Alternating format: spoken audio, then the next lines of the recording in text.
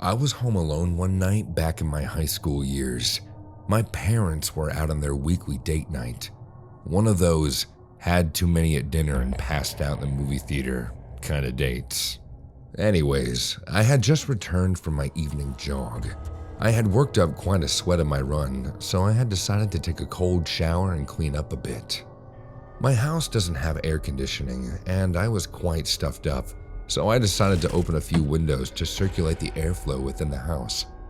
I can remember opening a window in the kitchen, 2 windows across from each other in the living room, and 1 window in the basement. I knew I was going to be spending my evening down there watching movies since it was much cooler. I had my shower, got dressed, and went downstairs to make myself some dinner. I took my dinner down to the basement to eat. I don't recall falling asleep, but I must have passed out not too long after eating my food and lying down. When I woke up, it was dark outside.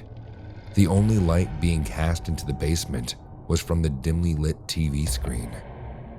I got up and walked over to the light switch that was located at the bottom of the stairs. I closed the window, then went back to turn off the TV, grabbed my dishes, and head upstairs. When I got upstairs, all the lights were off, indicating that my parents were still not home from their date.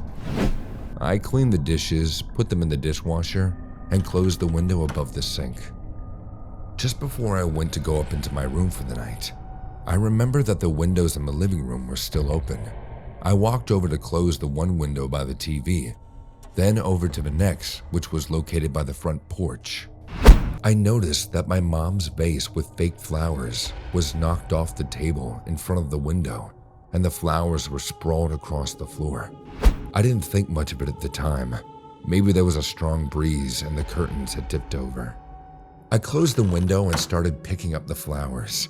As I was cleaning, I heard a faint squeaky sound. What I could only imagine was a door handle being twisted. I listened as hard as possible. Following the squeak of the handle was a creak in the hallway floor upstairs. A pain shot from my stomach to my chest, and I froze. After what seemed like an eternity of being bent over with one hand holding the vase and the other clutching the flowers, I slowly stood up. I looked out the front window to check the driveway for my parents' car, hoping it was one of them upstairs. The driveway was empty, and my heart sank.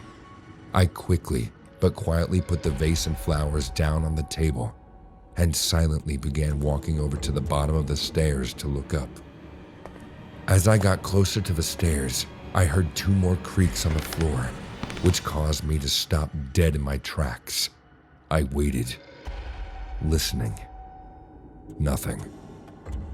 I was now only a few steps from the stairs. I took those last few steps and put one hand on the railing. I peeked around the corner and only saw darkness. I didn't know what to do. Do I flick on the lights and let the potential intruder in my house know that I'm coming upstairs? Do I leave and go to a friend's house? Do I call my parents? Do I grow a pair and just go upstairs? I decided to turn my phone on silent and go to the kitchen to text my dad, making sure I was close to the back door for an easy getaway.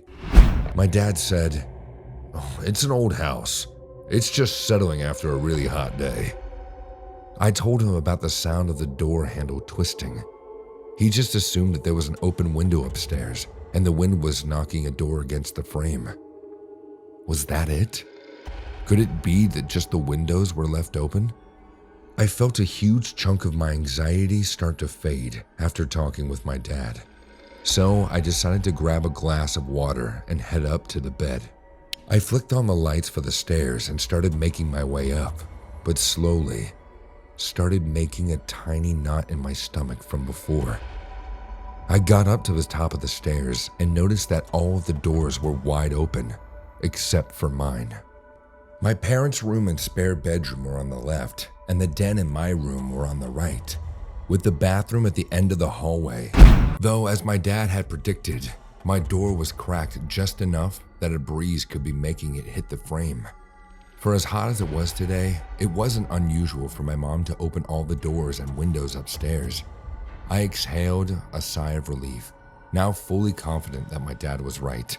I turned on the lights in my room, did a quick look around, and walked over to my nightstand to put my water beside my laptop, then went off to the bathroom to get ready for bed. As I lay in bed trying to get sleepy, out of nowhere, I heard the sound of something slowly scraping my closet door. I quickly flicked on the lights beside my bed. My closet door was cracked open ever so slightly. Questions started racing through my head. Was it open the whole time? Was it closed when I came in? I was positive that it was closed when I came in. Before I even had time to rationalize my thoughts, I heard the most disturbing, creepy, quiet, sinister laugh I'd ever heard in my life.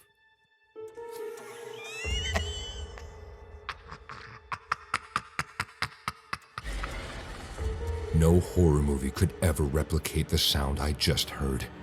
As soon as I slid my laptop off my legs, the closet door burst open, and someone was standing in the closet.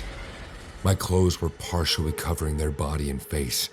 I looked closer, and there was the slickest and palest, dirtiest woman I had ever seen. For the split second that I saw her in horror, the image was burned into my brain forever. She had no shoes on her disgusting, dirt-stained feet. Her skin was sickening white with cuts and dried blood from her face, down her arms, all the way down to her legs. She was wearing what I assume used to be a white nightgown, and was now a discolored mess of dirt, blood, and who knows what else. Her gray, blue-veined, sunken face closely resembled a decaying skeleton. The rest of her face was hidden by my clothes. She asked in a quiet, grumbling, raspy voice, "Have you seen my baby?" That was enough for me to grab my phone and run. As soon as I was halfway out of my bedroom, I heard her shriek, "Give me my baby back!" and clothes hangers thrashing around behind me. I ran as fast as I could to the upstairs bathroom and locked the door. It was only a second later that I heard a huge crash against the door, along with the woman screaming in a devilish toning demand that I return her baby. I called 911, and the operator assured me that the police would be there as fast as they could. I jammed my feet against the door and held my back against the sink, trying my hardest to make sure the door stayed closed. The woman would not let up though. Her shrieks turned into low, demon-like grunts, and her banging on the door turned into heavy bodily blows. After what seemed like an eternity, I heard a heavenly sound.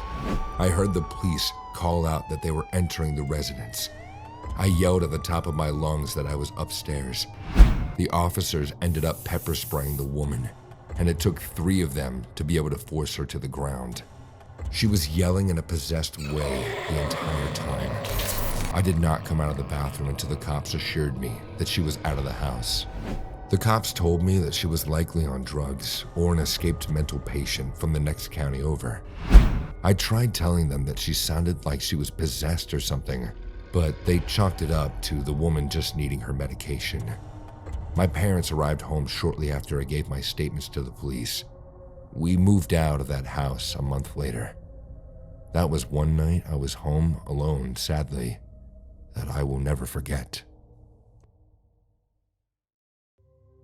I went to study in the USA as a foreign exchange student.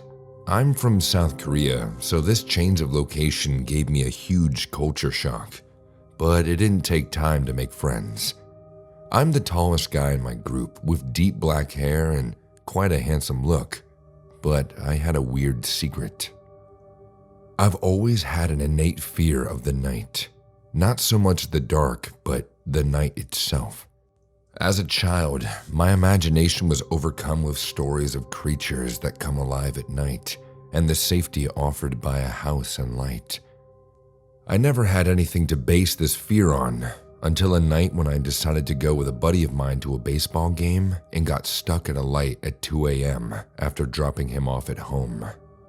Of course, that night, the game went into an extra inning, so I didn't get a chance to drop my friend off back home until well after 1 a.m. Everything was fine on my way home, until I hit a light right before the street that led to my house. It was a T-junction, and I was turning left. The light is one of those that you think is broken until it finally turns green, right when you finally decide to run it. Of course, I pulled right as the light turned red. I would have just run the light, seeing as no one was there and it was closing in on 2 a.m. on a school night, but earlier that week, I heard the phrase, "Character is what you do when no one is looking."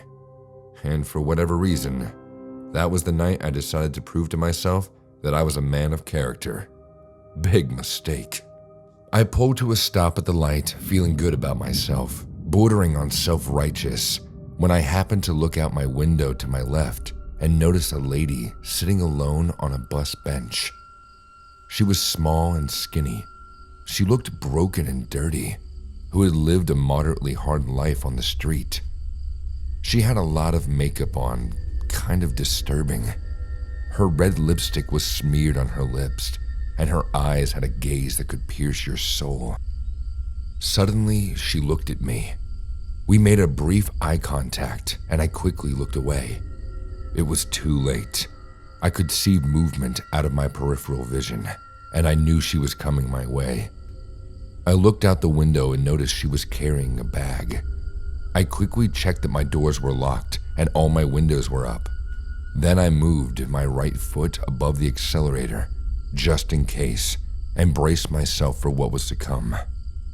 I was hoping it would be just an awkward exchange, and I was praying for a quick light change just before she reached me, so I could get out of here. I knew there was a slim chance of that. She walked right up to my window, put down her bag, and began to tap on my window. I nervously looked up at her, and she motioned for me to put down my window. I had automatic windows, so I just imagined pushing too hard on the window button and that thing just coming all the way down. So I took a deep breath and lightly flicked it with my finger. The window moved microscopically down, but she didn't seem to care or notice. She then leaned in and began to talk. "My boyfriend beat me up. I have a friend who lives down the street. Can you give me a ride?"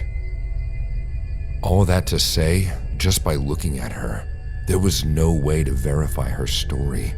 She looked beat up by life, not just by her boyfriend. But there was something about her delivery. It was robotic and seemed practiced, like she was disconnected from the moment. Sorry. What? You are sorry? I can't help you. Please leave. After my first refusal, she leaned in closer and said the same thing again. "My boyfriend beat me up. I have a friend who lives down the street. Can you give me a ride?" "No, I'm already late, and I have a curfew. You should leave." She leaned in a third time and began her statement again. "My boyfriend beat me." At this point, the light changed. I slowly lifted my foot off the brake and started slowly rolling forward and began muttering an apology. She didn't move. She just looked at the light and then looked down at me, leaned in closer and said 5 words that have haunted me ever since. "You made the right decision." Then she picked up her bag and walked back towards the bench. I peeled out of the intersection and cried and screamed the whole way to my hostel. I have no idea what she planned to do, or if there were people waiting to jump in my car from the bushes had I moved to let her in, but that encounter has haunted me ever since and has confirmed in my mind that nothing good happens after dark.